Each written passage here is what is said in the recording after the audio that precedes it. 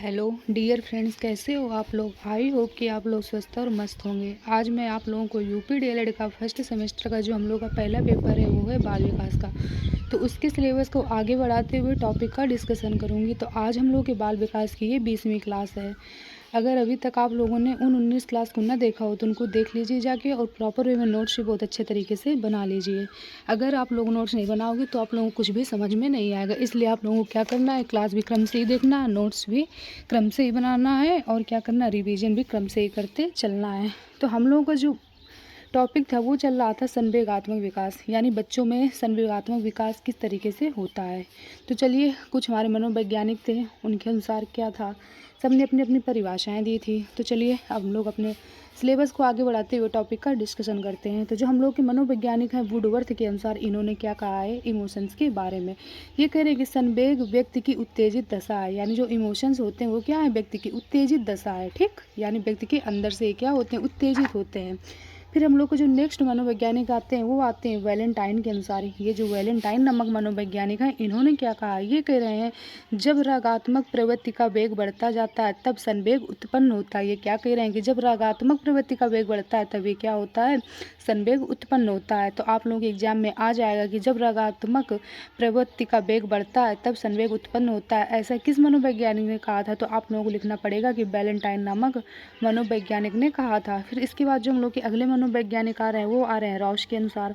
ये जो हम लोग के अगले मनोवैज्ञानिक हैं ये हैं रॉश। ये रॉश क्या कह रहे हैं, ये कह रहे हैं कि संवेग चेतना की वह अवस्था है जिसमें रागात्मक तत्व की प्रधानता रहती है। ये क्या कह रहे हैं, ये कह रहे हैं कि संवेग चेतना की वह अवस्था है जिसमें रागात्मक तत्व की प्रधानता रहती है। संवेग चेतना की वह अवस्था है जिसमें क्या रहती है, रागात्मक तत्व की प्रधानता रहती है। ऐसा किस मनोवैज्ञानिक ने कहा है, ऐसा रॉस नामक मनोवैज्ञानिक ने कहा है। फिर जो हम लोग के अगले मनोवैज्ञानिक आ रहे हैं वो कौन आ रहे हैं, वो आ रहे हैं क्रो व क्रो के अनुसार। यानी जो क्रो नामक मनोवैज्ञानिक हैं इन्होंने क्या कहा है इमोशंस के बारे में। ये कह रहे हैं कि संवेग गतिशील आंतरिक समायोजन है जो व्यक्ति के संतोष, सुरक्षा और कल्याण के लिए कार्य करता है। यानी क्या कह रहे हैं कि जो संवेग होते हैं ये गतिशील आंतरिक समायोजन है जो व्यक्ति के संतोष, सुरक्षा और कल्याण के लिए कार्य करता है। यानी जो हमारे इमोशंस होते हैं वो कहाँ होते हैं, हमारे अंदर ही तो होते हैं। तो उन्हीं के माध्यम से तो हमें पता चलता है कि हमें किस चीज़ में कितना संतोष करना चाहिए, कहाँ पे हमारी सुरक्षा है, कहाँ पे हमारा कल्याण हो रहा है। ये सब किसके माध्यम से होता है, इमोशंस के माध्यम से होता है। जब हम लोग अंदर से सोचेंगे नहीं कि हमें क्या बोलना है, क्या करना है, कहाँ पे क्या करना है, तो ये सब कैसे पॉसिबल है, नहीं है। तो ये सब क्या होता है, हमारे अंदर ही होते हैं। तो वही कहा गया है कि संवेग गतिशील आंतरिक समायोजन है जो व्यक्ति के संतोष, सुरक्षा और कल्याण के लिए कार्य करते हैं। इसके बाद हम लोग आगे बढ़ते हैं। फिर हम लोग का आ रहा है संवेग के प्रकार, यानी काइंड्स ऑफ इमोशंस। यानी जो संवेग होते हैं ये कितने प्रकार के होते हैं और क्या होते हैं इनके बारे में जानते हैं। संवेग का संबंध मूल प्रवृत्तियों से होता है। संवेग का संबंध किससे होता है, मूल प्रवृत्तियों से होता है।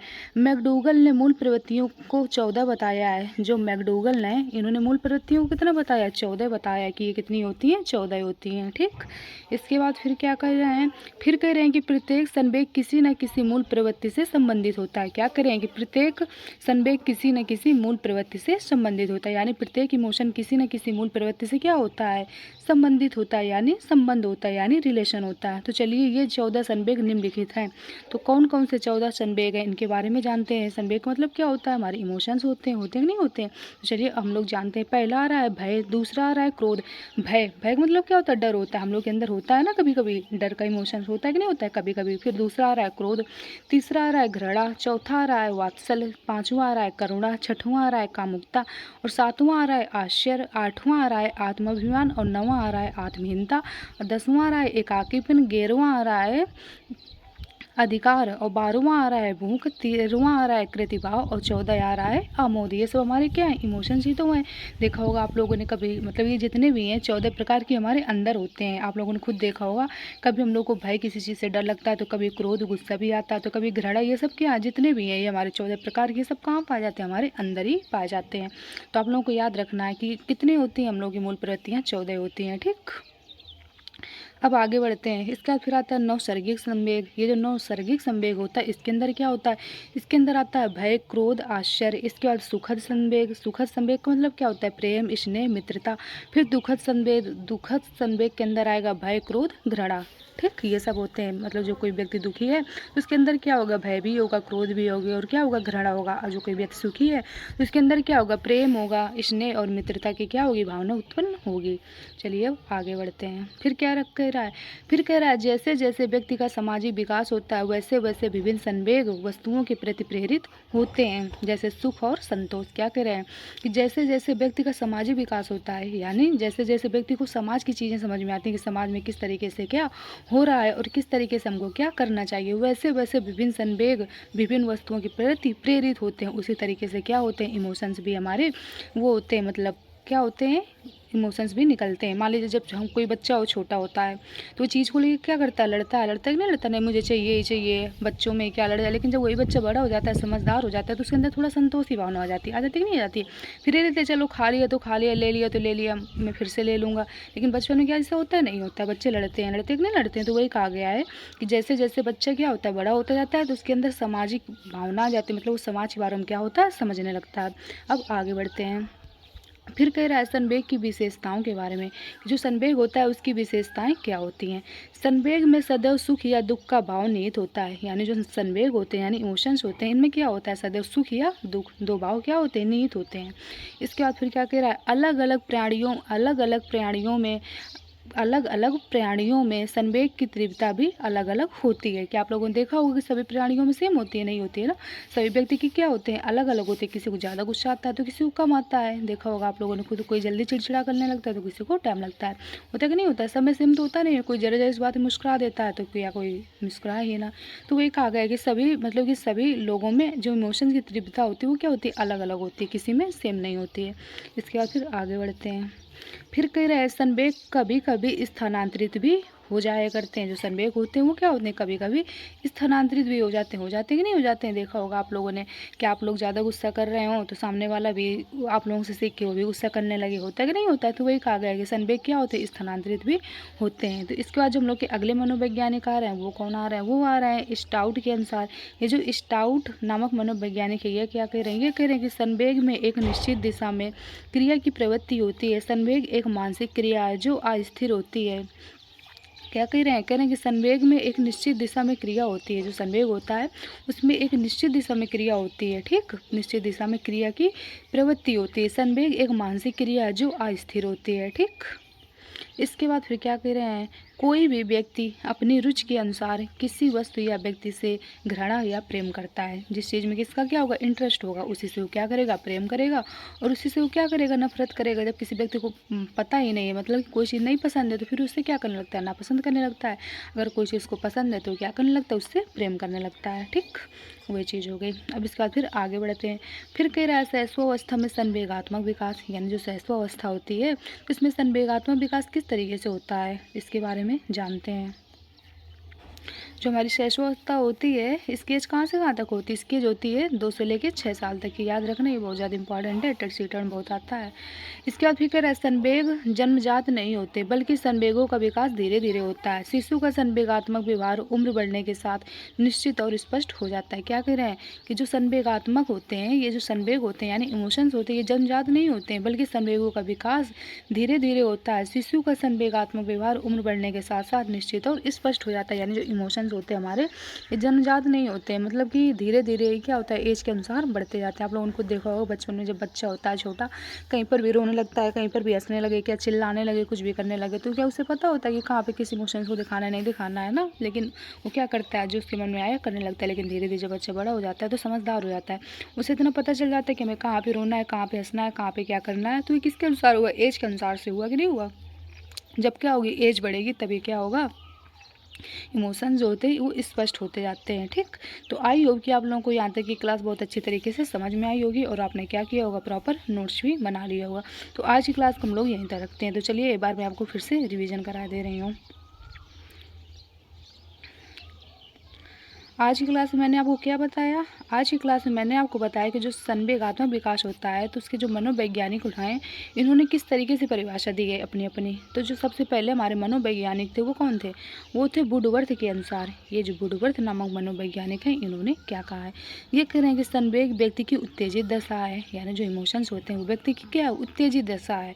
यानी व्यक्ति के मतलब या कोई भी प्राणी हो या व्यक्ति हो या इंसान उसके क्या होते हैं अंदर से ही तो निकलते हैं, तो वही कहा गया है कि संवेग व्यक्ति की उत्तेजित दशा है। ठीक, फिर जो हम लोग के मनोवैज्ञानिक आ रहे हैं वो आ रहे हैं वैलेंटाइन के अनुसार। ये जो वैलेंटाइन नामक मनोवैज्ञानिक है इन्होंने क्या कहा है? ये कह रहे हैं जब रागात्मक प्रवृत्ति का वेग बढ़ता जाता है तब संवेग उत्पन्न होता है। क्या कह रहे हैं कि जब रागात्मक प्रवृत्ति का वेग बढ़ता है तब संवेग उत्पन्न होता है। संवेग कब उत्पन्न होता है? जब रागात्मक प्रवृत्ति का वेग बढ़ता है। ठीक, तब ये क्या होता है? तब संवेग उत्पन्न होता है। फिर इसके बाद जो हम लोग के अगले मनोवैज्ञानिक है वो कौन से है? वो है रॉस के अनुसार। ये जो रॉस नामक मनोवैज्ञानिक है इन्होंने क्या कहा है? ये कह रहे हैं कि संवेग चेतना की वह अवस्था है जिसमें रागात्मक तत्व की प्रधानता रहती है। क्या कह रहे हैं कि जो संवेग होती है वो चेतना की वह अवस्था है जिसमें रागात्मक तत्व की प्रधानता रहती है। ठीक, इसके बाद जो हम लोग के अगले मनोवैज्ञानिक आए वो कौन से आए? वो आए क्रो व क्रो के अनुसार। ये जो क्रो व क्रो के अनुसार है इन्होंने इमोशंस की परिभाषा क्या दी है? ये कह रहे हैं कि संवेग गतिशील आंतरिक समायोजन है जो व्यक्ति के संतोष, सुरक्षा और कल्याण के लिए कार्य करते हैं। यानी जो संवेग होते हैं वो क्या है? गतिशील और आंतरिक समायोजन है। यानी जो इमोशंस होते हैं हमारे कहाँ होते हैं? अंदर होती है, तो मतलब अंदर ही तो होते हैं, तो वही कहा गया है कि संवेग गतिशील और आंतरिक समायोजन है। यानी जो हमारे संवेग होते हैं यानी इमोशंस वो कहाँ होते हैं? अंदर होते हैं, अंदर ही तो समायोजित होते हैं, जो व्यक्ति के संतोष, सुरक्षा व कल्याण के लिए कार्य करते हैं। यानी जो क्या होगा? व्यक्ति के संतोष के लिए भी और सुरक्षा के लिए भी और कल्याण के लिए भी क्या करते हैं? कार्य करते हैं। ठीक, फिर इसके बाद मैंने आपको बताया संवेगों के प्रकार के बारे में कि जो संवेग होते हैं तो इनके प्रकार क्या होते हैं। तो संवेगों का संबंध मूल प्रवृत्तियों से होता है। किससे होता है संवेगों का संबंध? मूल प्रवृत्तियों से होता है। मैकडोगल ने मूल प्रवृत्तियां 14 बताई हैं। जो मैकडोगल नामक मनोवैज्ञानिक हैं इन्होंने मूल प्रवृत्तियों को कितना बताया? 14 बताया। प्रत्येक संवेग किसी न किसी मूल प्रवृत्ति से संबंधित होता है। यानी प्रत्येक जो इमोशंस होता है वो किससे संबंधित होता है? किसी न किसी मूल प्रवृत्ति से संबंधित होता है। ये 14 संवेग निम्नलिखित हैं। यानी जो संवेग है कितने हैं? 14 हैं। कौन कौन से हैं इनके बारे में बताया? पहला आता है भय, दूसरा आता है क्रोध, तीसरा आता है घृणा, चौथा आता है वात्सल्य, पांचवा आता है करुणा, छठवां आता है कामुकता, सातवां आता है आश्चर्य। इसके बाद फिर जो आठवां आता है वो आता है आत्म अभिमान। इसके बाद जो नौवां आता है वो आता है आत्महीनता। इसके बाद फिर जो 10वां आता है वो आता है एकाकीपन। जो 11वां आता है वो आता है अधिकार। जो 12वां आता है वो आता है भूख। जो 13वां आता है वो आता है प्रतिभा। और जो 14 आता है वो आता है आमोद। इस तरीके से हमारे ये क्या होगा? 14 संवेग होगा। फिर मैंने आपको बताया कि नौसर्गिक संवेग के अंतर्गत क्या क्या आएगा। जो नौसर्गिक संवेग होता है इसके अंदर क्या आता है? भय, क्रोध, आश्चर्य आता है। जो सुखद संवेग होता है इसके अंदर क्या होता है? प्रेम, स्नेह, मित्रता आती है। जो दुखद संवेग होता है इसके अंदर क्या आता है? भय, क्रोध, घृणा आती है। जैसे जैसे व्यक्ति का सामाजिक विकास होता है वैसे वैसे विभिन्न संवेग विभिन्न वस्तुओं के प्रति प्रेरित होते हैं, जैसे सुख और संतोष। ठीक, इसके बाद संवेगों की विशेषताओं के बारे में बताया कि जो संवेग होता है तो इसकी विशेषताएं क्या होती हैं। संवेग में सदैव सुख या दुख का भाव निहित होता है। यानी जो संवेग होते हैं यानी इमोशंस होते हैं तो उनमें क्या होता है? सुख और दुख का भाव होता है। इसके बाद अलग अलग प्राणियों में संवेग की तीव्रता भी अलग अलग होती है। आप लोगों ने देखा होगा सभी प्राणियों में क्या संवेग एक तरीके का होता है? नहीं होता है ना। किसी को गुस्सा ज़्यादा आता है तो किसी को कम आता है, कोई जल्दी हंस देता है, किसी को टाइम लगता है। तो वही सब है कि मतलब सभी में क्या होता है? समान नहीं होता है। संवेग कभी कभी स्थानांतरित भी हो जाया करते हैं। वही चीज़ मान लीजिए आपने कोई कुछ किया तो आपने सामने वाले ने क्या किया? उसको आपसे सीख गया, तो ये क्या हुआ? स्थानांतरित हुआ इसका मतलब। इसके बाद जो हम लोग के अगले मनोवैज्ञानिक है वो हुआ स्टाउट के अनुसार। जो स्टाउट नामक मनोवैज्ञानिक है इन्होंने क्या कहा है? ये कह रहे हैं कि संवेग में एक निश्चित दिशा में क्रिया की प्रवृत्ति होती है। ठीक, संवेग एक मानसिक क्रिया है जो अस्थिर होती है। कोई भी व्यक्ति अपनी रुचि के अनुसार किसी वस्तु या व्यक्ति से घृणा या प्रेम करता है। यानी क्या करेंगे? कोई भी व्यक्ति हो वो अपनी रुचि के अनुसार, मान लीजिए किसी का इंटरेस्ट हुआ तभी तो उससे क्या करेगा? लगाव रखेगा। अगर उससे ना हुआ तो फिर क्या करेगा? घृणा करेगा। तो वही कहा गया है कि कोई भी व्यक्ति हो अपनी रुचि के अनुसार यानी अपनी पसंद के अनुसार किसी से प्रेम या घृणा करता है। इसके बाद शैशवावस्था में संवेगात्मक विकास, यानी जो शैशवावस्था होती है जिसमें संवेगात्मक विकास किस तरीके से होता है इसके बारे में जानते हैं।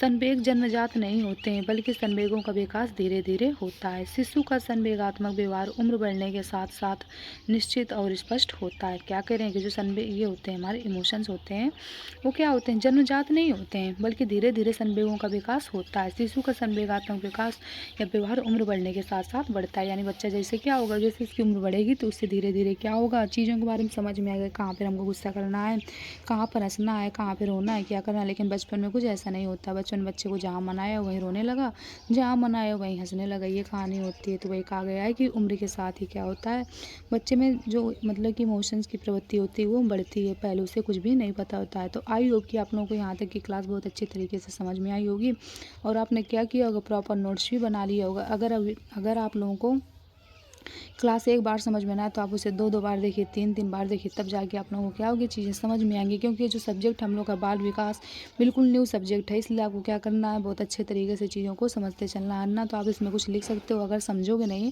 तो कुछ भी लिख नहीं पाओगे, अपनी भाषा में भी नहीं लिख पाओगे। इसलिए आपको क्या करना है, चीज़ों को बहुत अच्छी तरीके से समझना है। और पेपर है जो ये 50 नंबर का होता है, तो आप लोगों को ये भी ध्यान रखना है कि बहुत अच्छे तरीके से आपको समझते चलना है।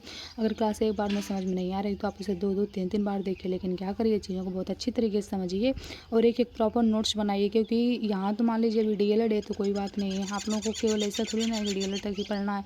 टेट सीटेट में भी है तो सीडीपी पूछी आएगी, इसके बाद जब आप लोगों का आगे सुपर टेट होगा उसमें भी सीडीपी आएगी। इसलिए आपको क्या करना है, बहुत अच्छी तरीके से चीज़ों को एक-एक समझते चलना है और प्रॉपर नोट्स भी बनाना है। तो आप लोग क्या करिए, चीज़ों को बहुत अच्छी तरीके से समझिए, एक-एक पॉइंट को बहुत अच्छी तरीके से समझिए।